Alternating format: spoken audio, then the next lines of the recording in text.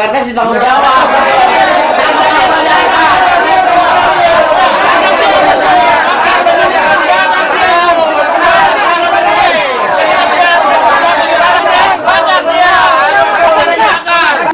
Gimana nih Pak?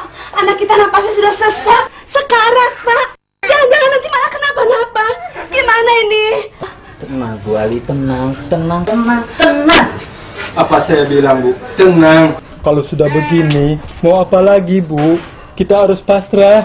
Loh, Bapak ini kok malah pasrah? Pak RT juga bisa yang tenang-tenang saja. Tanggung jawab Pak RT.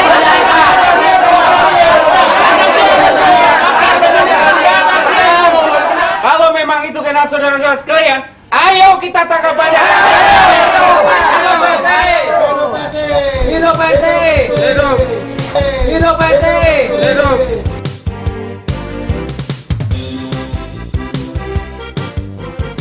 Hai, jumpa lagi dengan saya Tias Tantri di acara kesayangan kita semua, program Geografi kelas 3 SMP. Topik kita kali ini kita akan membahas tentang penyimpangan sosial. Apakah kalian tahu bahwa penyimpangan sosial sudah banyak terjadi di dalam keluarga maupun masyarakat lingkungan kita? Pasti kalian tahu, tentu saja kalian tahu, karena baru saja kita bersama-sama menyaksikan cuplikan akibat penyimpangan sosial. Betul, penyalahgunaan narkoba, tapi itu hanya sebagian kecil dari penyimpangan sosial yang ada di masyarakat kita. Kenapa dikatakan hanya sebagian kecil? Ya, karena masih banyak lagi jenis-jenis penyimpangan sosial yang harus kita waspadai.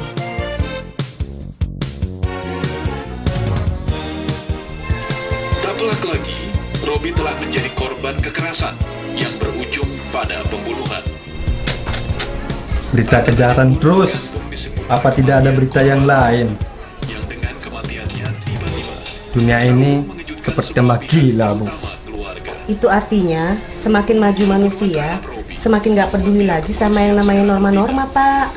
dugaan awal mengarah pada Alah Bu, yang namanya norma, nilai yang dianut sekelompok orang atau kebanyakan masyarakat, itu selalu bergeser Bu, dan sifatnya relatif.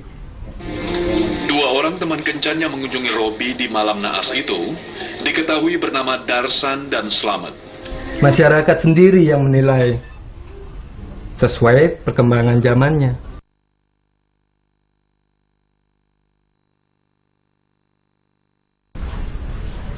Nah, itu contohnya Bu.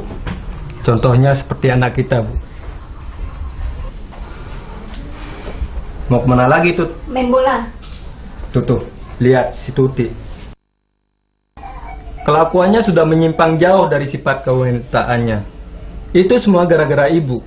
Ah, Bapak ini selalu saja ibu yang salah. Iya, semua gara-gara ibu. Dulu pingin anak laki-laki. Dari bayi, si Tuti dibiasakan pakai baju laki-laki. Anak perempuan kok dikasih mainan sarung tinju. Jadi, dia seperti anak laki-laki. Assalamualaikum. Waalaikumsalam. Beno, ada apa, No? Aduh. Gawat. Gawat. Ini gawat Bu Ali. Ini gawat Pak Ali. Nah, ini Bu, satu contoh lagi penyimpangan sosial. Anak laki-laki kok diberi mainan boneka, jadi seperti laki-laki imitasi. Ih, Pak Ali bisa aja gitu loh. Bapak ini nggak baik, Pak, menghina orang. Beno, apa yang gawat, No? Anu Bu Ali. Anu apa No? Anu Pak Ali. Anu apa, No? Mirsan. Mirsan? Ada apa Mirsan No? Mirsan masuk rumah sakit. Overdosis. Masuk rumah sakit? Iya. Overdosis? Ya ampun. Bu, Bu Ali. Bu Ali. Bu Ali. Bu Ali kenapa? Bu Ali. Bu, istirahat Bu. Aduh. Bu. Nah, sekarang kalian sudah tahu kan apa penyimpangan sosial itu? Betul, berbagai tindakan kriminal seperti pembunuhan, perampokan, dan juga pemerkosaan. seperti yang sering diberitakan di televisi atau di berbagai mass media merupakan contoh dari penyimpangan sosial yang ada di masyarakat. Betul begitu? Ya, betul. Contohnya seperti Tuti yang hobi bermain sepak bola dan Beno yang gemulai layaknya seorang wanita merupakan contoh penyimpangan sosial yang ada di dalam keluarga akibat perlakuan menyimpang anggota keluarga mereka sedari kecil.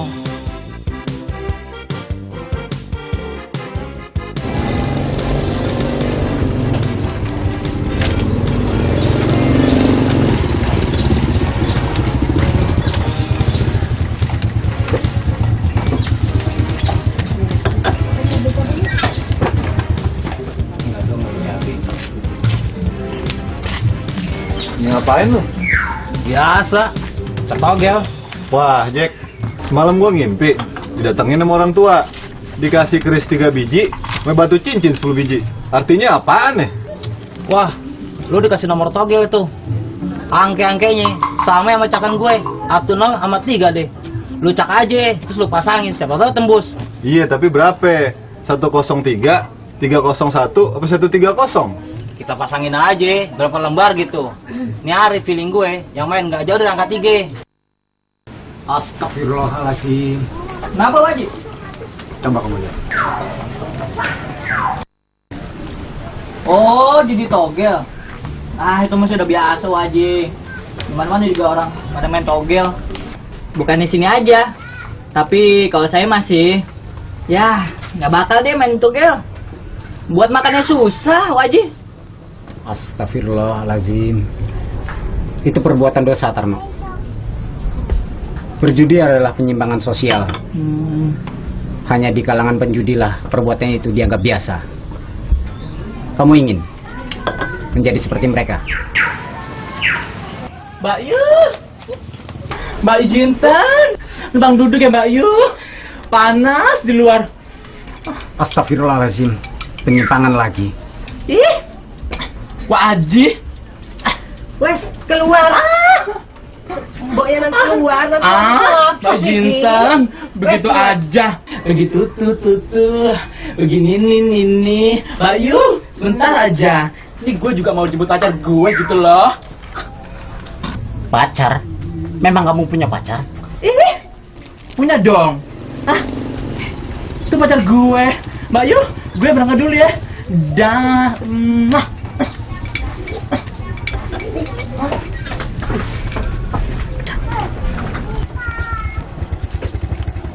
Bang.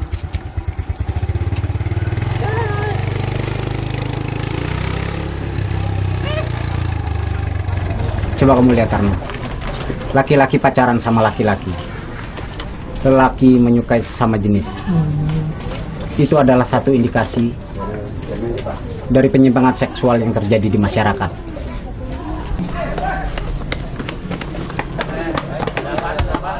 Woi, tawuran. Astagfirullahaladzim.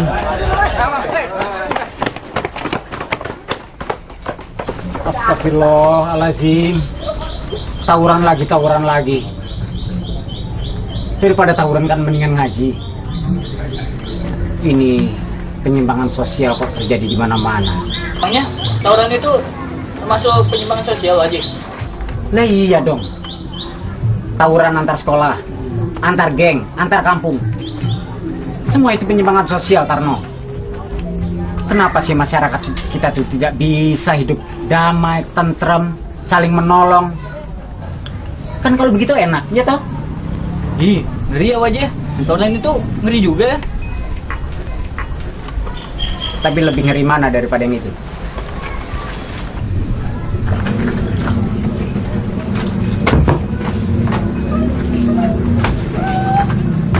Mbak Yu, anggur 1. Apa? Anggur? Enggak ada. Adanya pisang. Pisang, anggur. You know. Gue lagi nanggung nih, pengen mabok.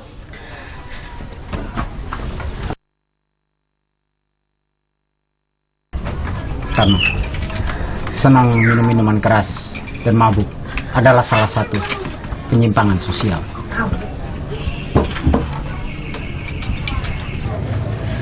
Lu ngomongin gue ya?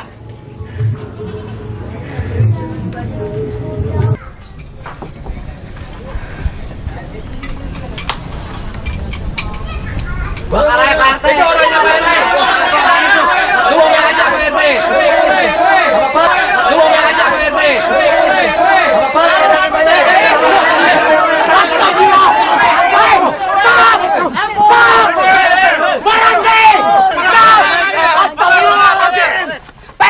Warganya ngamuk begini kenapa dibiarkan? Ini bandar narkobanya Pak Haji. Gara-gara dia anak Pak Ali overdosis karat di rumah sakit. Ya udah, kalau begitu tangkap aja.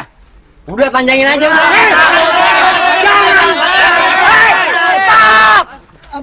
Jangan main hakim sendiri. Kalian ini seperti tidak punya aturan. Maksudnya dibawa ke polisi. Yaudah bawa. Kalian juga sudah melakukan penyimpangan sosial. Bawa ke polisi. Ya wajib.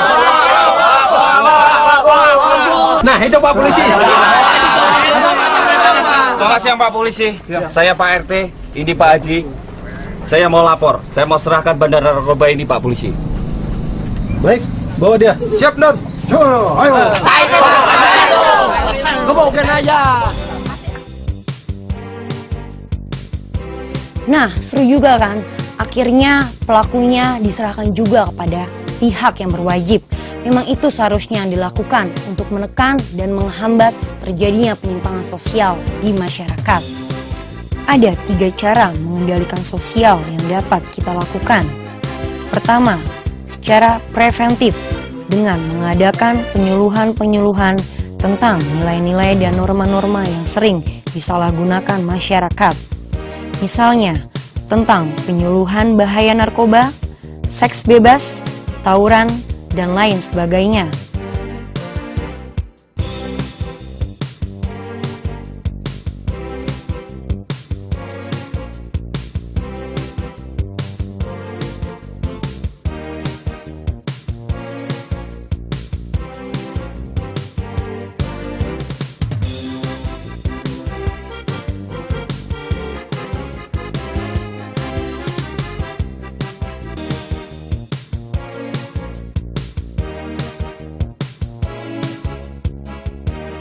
Atau dengan menanamkan nilai-nilai agama sedini mungkin sebelum terjadi pelanggaran norma agama yang beresiko akan terjadinya penyimpangan sosial.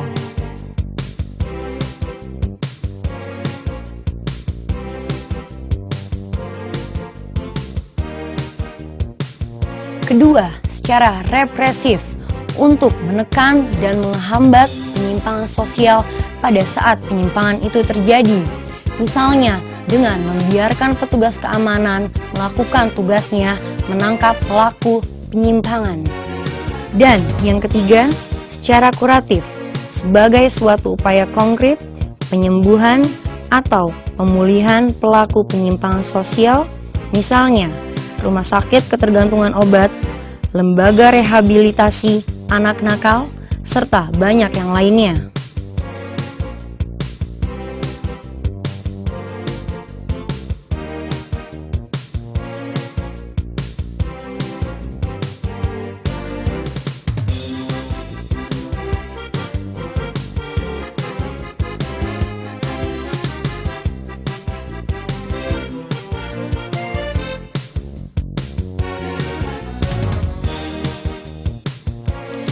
Lembaga-lembaga sosial yang berperan dalam pengendalian sosial, pertama, polisi.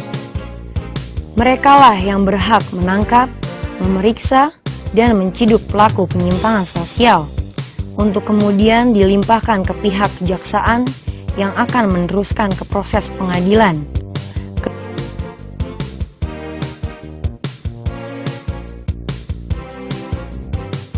Dua, pengadilan yang merupakan satu-satunya lembaga yang berhak memberikan sanksi kepada para pelaku pelanggaran sosial.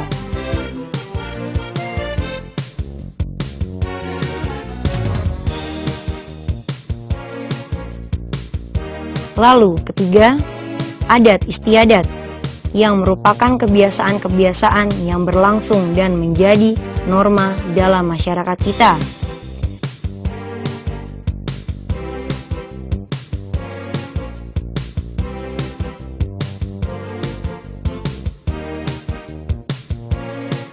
Dan yang terakhir, tokoh masyarakat sebagai orang-orang yang dituakan dalam lingkungannya. Seseorang akan dianggap tokoh karena memiliki kelebihan tertentu yang dapat menjadi panutan di lingkungan masyarakatnya, sehingga dapat mempengaruhi orang lain di sekitarnya.